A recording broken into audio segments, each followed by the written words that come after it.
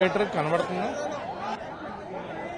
OG next level ఉందన్న cinema మటుకు ఎక్కడా కూడా స్టార్ట్ టు ఎండ్ ఆడుతూనే ఉన్నాడు సుజీత్. నిజంగా పవన్ కళ్యాణ్ గారిని ఇలాంటి ఒక బ్లడ్ బాత్ ఫిలిం లో చూస్తామని అయితే అనుకోవాలా. కత్తిని వాడడం ఎలాగా అనేది ప్రభాస్ గారు ఒక సినిమాలో చెప్తారు, నాకంటే ఎవరు బాగా వాడలేరని.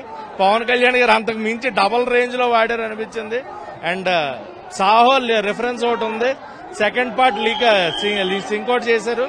సో ఓవరాల్ గా సినిమా సూపర్. అండ్ ఇక్కడ మేము చెప్పాల్సింది ఒకటి, సుజీత్ హ్యాండిల్ చేయగలరా, సుజీత్ ఎలా చేస్తాడు, ఎలా చూపిస్తాడు అనుకుంటే, ఒక ఫ్యాన్ బాయ్ తన హీరోని ఎలా చూపించాలనుకున్నాడో అలా చూపించాడు. నిజంగా ఫ్యాన్ బాయ్ నా హీరో ఇలా ఉండాలి అని ఒక కోరిక ఉంటది కదా, దాన్ని 100% ఫుల్ఫిల్ చేసుకున్నాడు. అండ్ ఫ్యాన్స్ కి 100%, అంటే ఒక ఫ్యాన్ తన ఫ్యాన్స్ కి ఎలాంటి కోరిక ఉంటది అనేది తెలుస్తుంది కాబట్టి అది 100% న్యాయం చేశాడు. తమనన్నా ఏం తక్కువ కొడతా ఉన్నా నువ్వు. బీజిఎం మటుకు మామూలుగా లేదు, బీజిఎం అయితే ఊచకోత అనమాట సినిమాలో. స్టార్ట్ అండ్ ఓజెస్ గా ఆయనకు వచ్చేది, ఓమికి వచ్చేది, రెండు డిఫరెంట్ మ్యూజిక్స్ ఎక్కడికక్కడ అదిరిపోయాయి.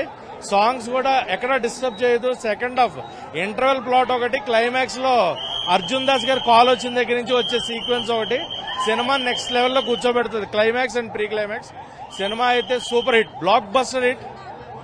సస్పెన్స్ అన్ని సెకండ్ హాఫ్ చూస్తే life time settlement super hit cinema, ఏది కూడా తగ్గదు. Overall super hit film.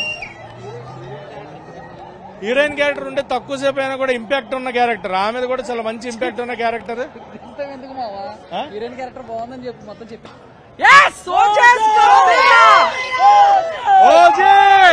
Bro ఇంకో 12 ఏళ్ళు గుర్తు పెట్టుకుంటది ఈ తుఫాన్ ని, ఇంకో 12 ఏళ్ళు గుర్తు పెట్టుకుంటది అన్నమాట. అంతే. పవర్ స్టార్ జిందాబాద్, పవర్ స్టార్ జిందాబాద్, పవర్ స్టార్ జిందాబాద్, అంతే.